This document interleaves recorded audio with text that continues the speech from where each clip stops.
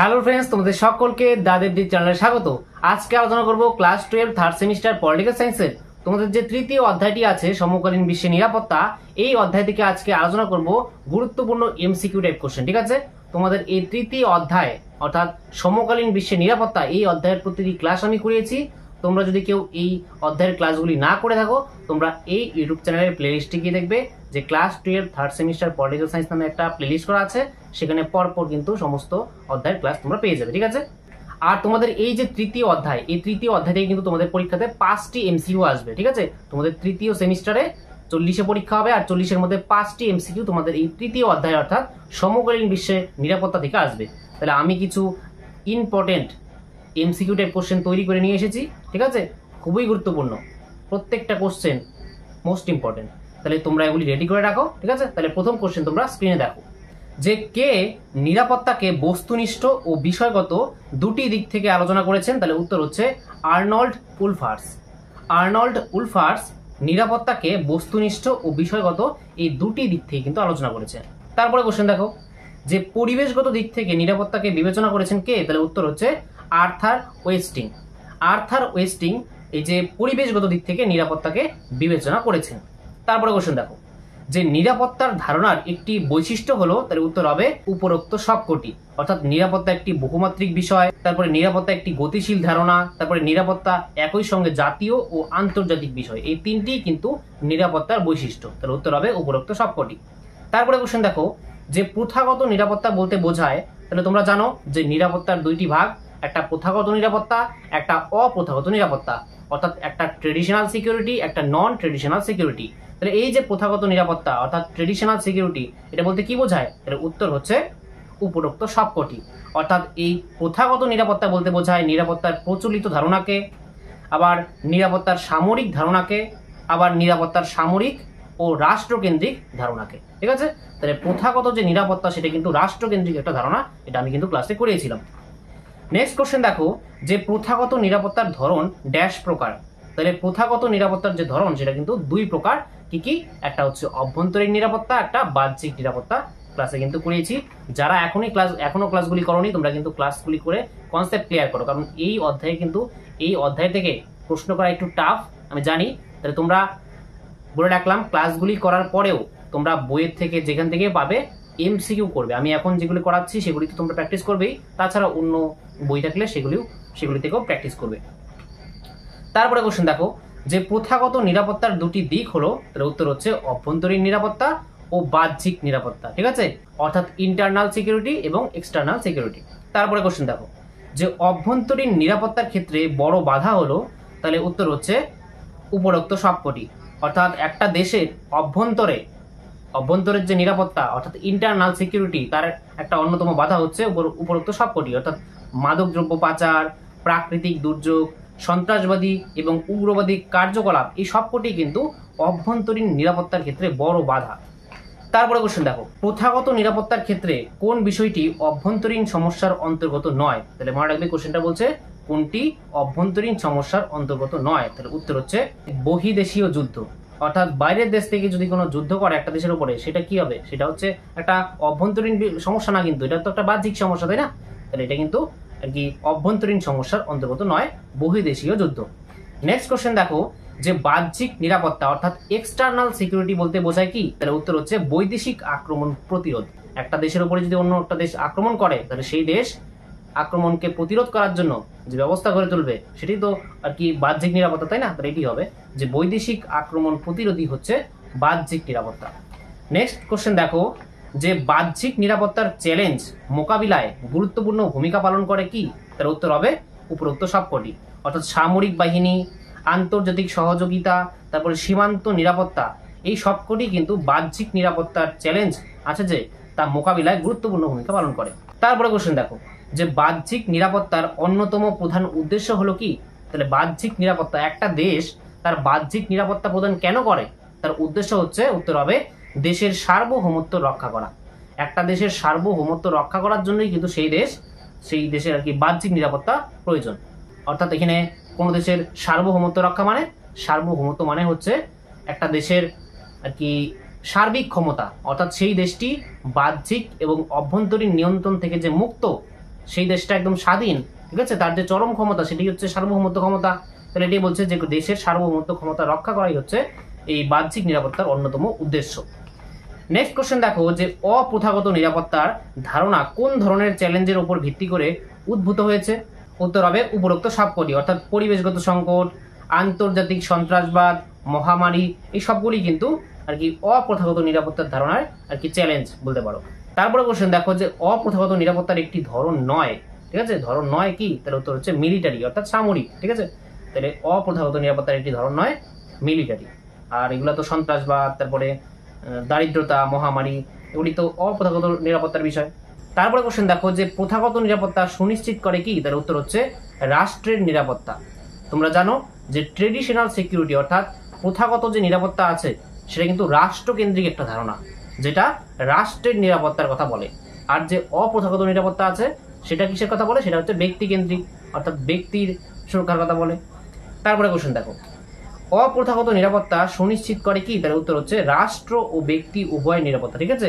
এখানে তোমরা মনে করতে পারো যে এখানে ব্যক্তির নিরাপত্তা হওয়া উচিত, হ্যাঁ ব্যক্তির নিরাপত্তা হওয়া উচিত, কিন্তু অপ্রথাগত নিরাপত্তায় কিন্তু রাষ্ট্রকে কম গুরুত্ব দেওয়া হয়, কিন্তু রাষ্ট্রকে যে একদম গুরুত্ব দেওয়া হয় না তা নয়, রাষ্ট্র এবং ব্যক্তির উভয়েরই কিন্তু নিরাপত্তার কথা এই অপ্রথাগত নিরাপত্তায় বলা হয়। নেক্সট কোশ্চেন দেখো যে কে বলেছেন মানব নিরাপত্তা বলতে রাজনৈতিক, অর্থনৈতিক, সামাজিক, পরিবেশগত এবং সামরিক ক্ষেত্রে ব্যক্তির সুরক্ষা বোঝায়? তাহলে উত্তর হচ্ছে ব্যারি বুজান। এই ব্যারি বুজান বলেছেন যে মানব নিরাপত্তা বলতে রাজনৈতিক, অর্থনৈতিক, সামাজিক, পরিবেশগত এবং সামরিক ক্ষেত্রে ব্যক্তির সুরক্ষা। নেক্সট কোশ্চেন দেখো যে নিম্নলিখিত কোনটি মানব নিরাপত্তার ক্ষেত্রে পরিবেশগত সংকটের উদাহরণ? তাহলে উত্তর হচ্ছে উপরোক্ত সবকটি, অর্থাৎ জলবায়ু পরিবর্তন, বন্যা ও খরা, দূষণ বৃদ্ধি, এই সবকটি কিন্তু মানব নিরাপত্তার ক্ষেত্রে নাকি পরিবেশগত সংকট, ঠিক আছে। পরিবেশগত সংকটের মধ্যে এগুলোই তো পড়ে। জলবায়ুর পরিবর্তন হচ্ছে, জলবায়ুর পরিবর্তনের ফলে কি হচ্ছে যে যখন বৃষ্টি হওয়ার কথা তখন হচ্ছে না, বিশ্বায়ন বাড়ছে, অর্থাৎ বিশ্বের উষ্ণতা বাড়ছে দিন দিন গ্লোবাল ওয়ার্মিং এর জন্য, বন্যা দেখা দিচ্ছে, খরা দেখা দিচ্ছে, তারপরে ফসল উৎপাদন কমে যাচ্ছে, ঠিক আছে, তারপরে দূষণ বৃদ্ধি পাচ্ছে, এর ফলেও মানুষের উপর খারাপ প্রভাব পড়ছে। তাহলে এই সবগুলি কিন্তু মানব নিরাপত্তার ক্ষেত্রে পরিবেশগত সংকট। নেক্সট কোশ্চেন দেখো যে সন্ত্রাসবাদের মূল উদ্দেশ্য হলো কি? তাহলে উত্তর হচ্ছে জনমনে আতঙ্ক সৃষ্টি করা। তাহলে সন্ত্রাসবাদের যে মূল উদ্দেশ্য সেটা হচ্ছে জনগণের, সাধারণ জনগণের মধ্যে আতঙ্ক সৃষ্টি করা। তারপরে কোশ্চেন দেখো যে নিচের কোনটি সন্ত্রাসবাদের বৈশিষ্ট্য? তার উত্তর হচ্ছে এ ও বি উভয়, অর্থাৎ হিংসা ও ভীতি সৃষ্টি। তারপরে কোশ্চেন দেখো যে সন্ত্রাসবাদ দমনে জাতিসংঘের গৃহীত অন্যতম উদ্যোগ কোনটি?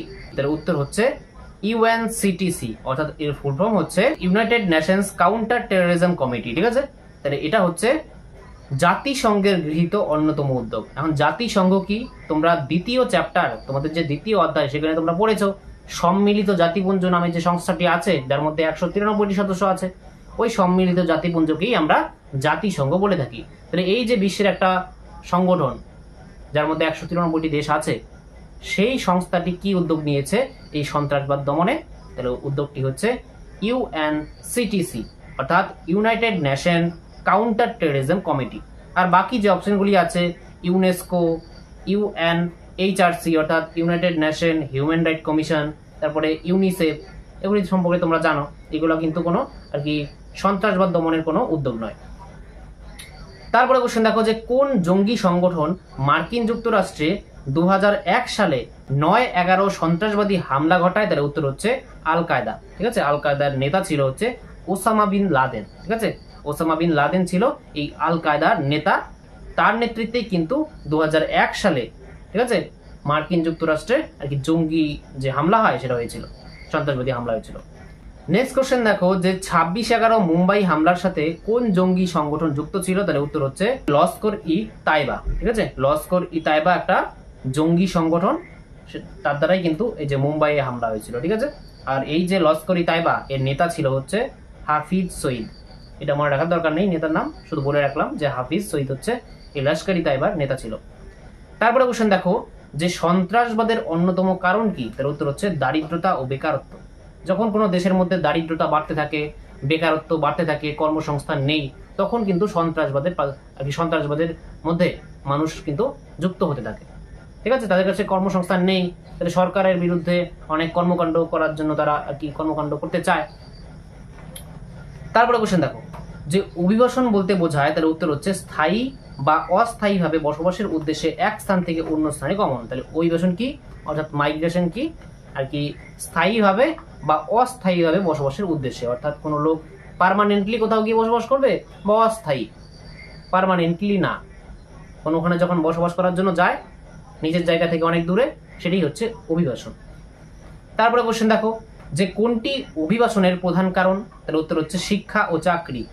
অভিবাসন যে ঘটে অর্থাৎ এক দেশ থেকে ধরো অন্য দেশে মানুষ যায়, ধরো ভারত থেকে অনেক ছাত্রছাত্রীরা পড়াশোনার উদ্দেশ্যে আমেরিকায় যায়, তাহলে এই যে শিক্ষার উদ্দেশ্যে যায় অনেকে, বা চাকরির উদ্দেশ্যেও যায়, বাইরের দেশে সুযোগ আছে, উন্নত দেশগুলি যে আছে যেমন কানাডা, আমেরিকা, এই দেশগুলিতে আর কি সুযোগ আছে, তাহলে সেখানে শিক্ষা ও চাকরির উদ্দেশ্যেও কিন্তু আর কি অভিবাসন ঘটে থাকে, এটা একটা কারণ।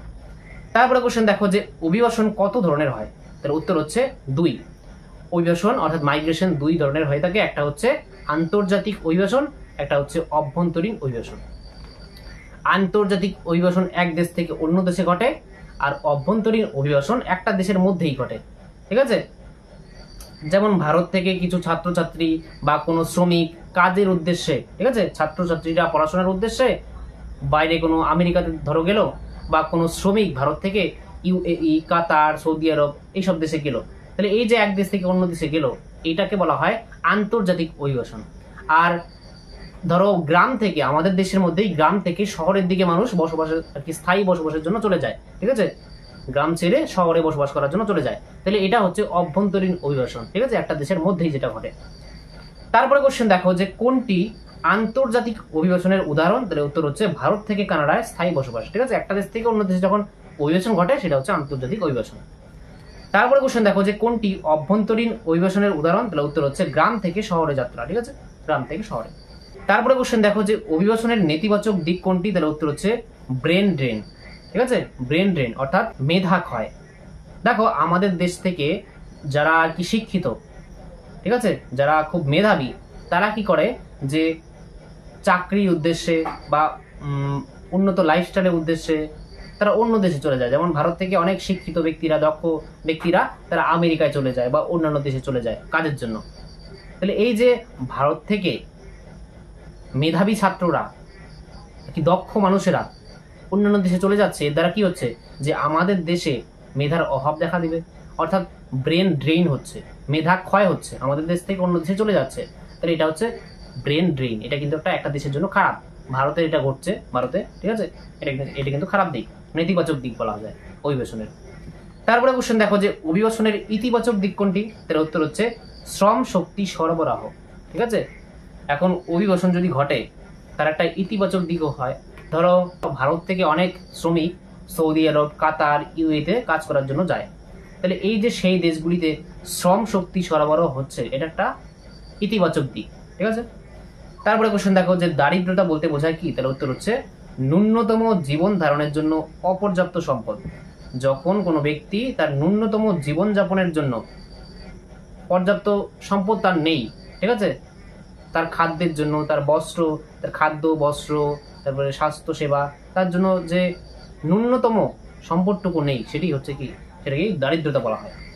তারপরে কোশ্চেন দেখো যে নিচের কোনটি দারিদ্রতার কারণ, তার উত্তর হচ্ছে অর্থনৈতিক বৈষম্য। অর্থনৈতিক বৈষম্য কিন্তু দারিদ্রতার একটা কারণ। অর্থনৈতিক বৈষম্য কি, অর্থনৈতিক বৈষম্য অর্থাৎ একটা দেশের মধ্যে ধনী ব্যক্তি আর গরিব ব্যক্তির মধ্যে অনেকটা পার্থক্য, ঠিক আছে। যারা ধনী পৃথিবীর মধ্যে, ধরো আমাদের দেশের মধ্যে সম্পদের বেশিরভাগটাই ধনীদের কাছে আছে, মানে কিছু পার্সেন্ট, 20% লোকের কাছেই বেশিরভাগ সম্পত্তি আছে, আর বাকি যে 80% লোক আছে ভারতে তাদের কাছে খুব কম আর কি সম্পদ রয়েছে, সেটাই হচ্ছে অর্থনৈতিক বৈষম্য। তাহলে এটা কিন্তু একটা কারণ দারিদ্রতার। নেক্সট কোশ্চেন দেখো যে কে বলেছেন দারিদ্রতা হলো কেবলমাত্র আয়ের ঘাটতি নয়, বরং মানুষের বেঁচে থাকার ন্যূনতম সক্ষমতার অভাব, তার উত্তর হচ্ছে Amartya Sen. Very very important, মনে রাখবে, এটা কিন্তু আসতে পারে পরীক্ষায়।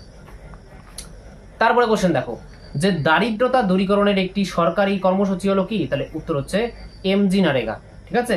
এমজি নারেগা হচ্ছে আর কি ভারত সরকারের উদ্যোগে আর কি দারিদ্রতা দূরীকরণের জন্য একটা কর্মসূচি বলা যায়। তারপরে কোশ্চেন দেখো যে নিচের কোনটি দারিদ্রতার সামাজিক প্রভাব।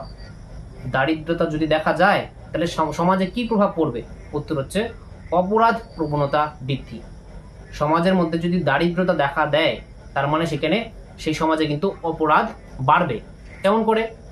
যেই সমাজের মধ্যে দরিদ্র মানুষ বসবাস করবে তাদের কাছে যদি ন্যূনতম সম্পদটুকু নেই তাদের জীবনযাপনের জন্য, তার মানে তারা অপরাধ করার জন্য তারা চুরি করবে, কোথাও ডাকাতি করবে। তাহলে এই সমস্ত যে অপরাধ কাজ এটা কিন্তু বাড়তে থাকবে যদি কোনো সমাজের মধ্যে দারিদ্রতা দেখা দেয়। ঠিক আছে? তাহলে দারিদ্রতা যখনই একটা সমাজের মধ্যে দেখা দিবে সেখানে কিন্তু অপরাধ প্রবণতা বৃদ্ধি পাবে। তারপরে কোশ্চেন দেখো যে নিম্নের কোনটি দারিদ্রতা দূরীকরণের উপায়? তাহলে উত্তর হচ্ছে শিক্ষার প্রসার। যদি শিক্ষার প্রসার ঘটানো যায় তাহলে কিন্তু দারিদ্রতা দূর করা সম্ভব হবে। কি হবে? যদি একটা দেশের মানুষ বা একটা সমাজের মানুষ শিক্ষিতই না হয়, তার কাছে কোনো দক্ষতাই না আসে কোনো কাজের, তাহলে সে কি কাজ করবে, তাই না? তারপরে কোশ্চেন দেখো যে নিম্নলিখিত কোনটি মহামারীর উদাহরণ? তাহলে উত্তর হচ্ছে উপরোক্ত সবকটি। কোভিড-19, সার্স, প্লেগ এই সবগুলি কিন্তু মহামারীর উদাহরণ। তারপরে কোশ্চেন দেখো যে মহামারী অর্থনৈতিক ক্ষেত্রে প্রভাব ফেলে থাকে। কারণ হচ্ছে যে কর্মসংস্থানের অভাব তৈরি হয়। মহামারী যদি হয় তাহলে কিন্তু একটা দেশের অর্থনীতির উপর প্রভাব ফেলে, খারাপ প্রভাব ফেলে। কিভাবে খারাপ প্রভাব ফেলে? যে সেখানে কর্মসংস্থানের অভাব তৈরি হয়ে যায়। যখন মহামারী যেমন করোনা ভাইরাস, ঠিক আছে, কোভিড-19 হয়েছিল, তখন সমস্ত কাজ বন্ধ হয়ে গেছিল, কর্মসংস্থানের অভাব দেখা দিয়েছিল। ঠিক আছে? তারপরে চিকিৎসা ব্যয় বৃদ্ধি পায়, চিকিৎসা ক্ষেত্রে ব্যয় বেড়ে যায়। অসুস্থ ব্যক্তিরা অর্থাৎ রোগীরা সবাই হাসপাতালে ভর্তি হচ্ছে। তাহলে এর দ্বারা কি হচ্ছে? যে স্বাস্থ্য ব্যবস্থার উপর একটা চাপ পড়ছে, অর্থাৎ চিকিৎসা ব্যয় বৃদ্ধি পায়, এটা একটা সমস্যা। তারপরে হচ্ছে সরবরাহ শৃঙ্খলা ব্যাহত হয়। এনে উপরোক্ত সবকটি উত্তর হবে। তারপরে কোশ্চেন দেখো যে পরিবেশগত নিরাপত্তা বলতে বোঝায় কি? তার উত্তর হচ্ছে পরিবেশ ও প্রকৃতি সুরক্ষা, দুটি দিক। নেক্সট কোশ্চেন দেখো যে পরিবেশগত নিরাপত্তাহীনতার মূল কারণ হলো, তাহলে উত্তর হচ্ছে উপরোক্ত সবকটি। পরিবেশগত নিরাপত্তাহীনতার কারণ হচ্ছে জলবায়ু পরিবর্তন, অরণ্য ধ্বংস, বায়ু দূষণ। এই তিনটির কারণেই কিন্তু আর কি পরিবেশগত নিরাপত্তাহীনতা দেখা যায়। তারপরে কোশ্চেন দেখো যে সুস্থায়ী উন্নয়ন বলতে বোঝায় কি? সুস্থায়ী উন্নয়ন অর্থাৎ সাস্টেনেবল ডেভেলপমেন্ট। মনে রাখবে, খুব ইম্পর্টেন্ট একটা টার্ম, সুস্থায়ী উন্নয়ন অর্থাৎ সাস্টেনেবল ডেভেলপমেন্ট।